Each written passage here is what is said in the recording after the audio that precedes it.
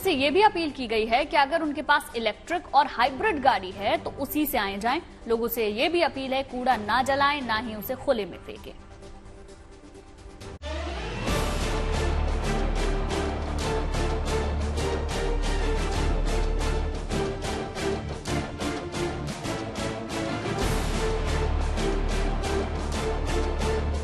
दिल्ली में सेहतमंद सांसों पर संकट गहराया तो प्रदूषण के खिलाफ पाबंदियां भी सख्त कर दी गईं।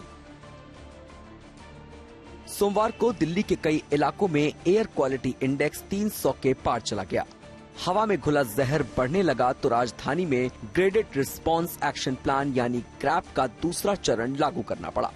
दिल्ली एनसीआर में हवा की गुणवत्ता की निगरानी करने वाले commission for air quality management ने दिल्ली एनसीआर में मंगलवार सुबह 8 बजे से ग्रैप के दूसरे चरण की पाबंदियां लागू कर दी हैं। ग्रैप के दूसरे चरण में डीजल जनरेटर के इस्तेमाल पर पूरी पाबंदी होगी। सड़कों की मशीन से सफाई होगी। धूल कम करने के लिए पानी का छिड़काव किया जाएगा। पार्किंग चार्ज में बढ़ोतरी की जाएगी। लोगों से पब्लिक ट्रांसपोर्ट इस्तेमाल करने की अपील की गई है। बसों और मेट्रो के फेरे बढ़ाए गए हैं। आरडब्ल्यूए से कॉलोनी के गार्ड्स को हीटर मुहैया कराने को कहा गया है ताकि ठंड से बचने के लिए गार्ड अलाव का इस्तेमाल न करें। दिल्ली में ग्रैप के पहला चरण लागू होने के बाद से कंस्ट्रक्शन साइट्स पर धूल पर लगाम लगाने के उपाय किए जा चुके हैं। खुले में मलबा डालने और रेस्टोरेंट में कोयला जलाने पर पाबंदियां पहले से लागू हैं, लेकिन अब प्रदूषण के हालात बिगड़ने पर ग्रैप का दूसरा चरण लागू कर दिया गया है। पड़ोसी राज्यों से आने वाला पराली का धुआं भी राजधानी की हवा को जहरीला बना रहा है। हरियाणा में अब पराली जलाने वाले किसानों पर भी सख्ती बढ़ती जा रही है।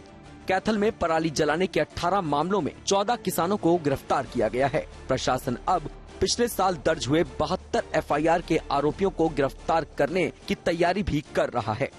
आज की डेट में कैथल डिस्ट्रिक्ट में 123 मामले आ चुके हैं, जिसमें से 63 पे हमने 1,57,500 रुपये फाइन कर दिया है और 18 पे अभी तक एफआईआर हुई। इन तमाम कोशिशों का मकसद यही है कि किसी तरह ठंड के दिनों में दिल्ली एनसीआर के वायु प्रदूषण पर लगाम लगाई जाए।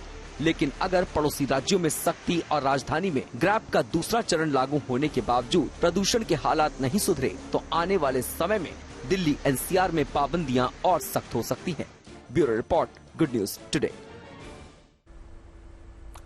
तो लगातार बढ़ते प्रदूषण के बीच में आज से दिल्ली सरकार ने रेड लाइट ऑन गाड़ी ऑफ अभियान की शुरुआत कर दी है। दिल्ली सरकार के पर्यावरण मंत्री गोपाल राय ने इसकी शुरुआत की है।